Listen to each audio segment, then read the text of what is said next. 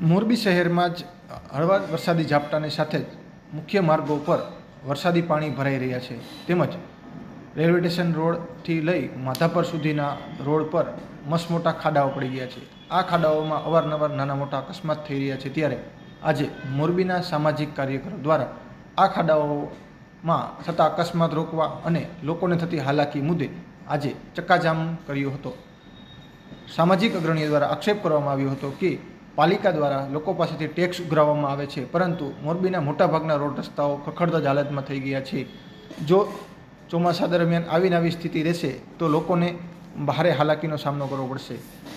સામાજિક કાર્યકરો દ્વારા સ્ટેશન રોડ પર વૃક્ષો રોપવામાં આવ્યા હતા અને ત્યાંના વેપારીઓ પાસે બંધ પાડવા અપીલ કરવામાં આવી હતી। બાદમાં તેઓ તમામ કાર્યકરો અને સ્થાનિક લોકો પાલિકા કચેરીએ પહોંચ્યા હતા, જ્યાં તેઓએ સૂત્રોચ્ચાર કરી વિરોધ વ્યક્ત કર્યો હતો।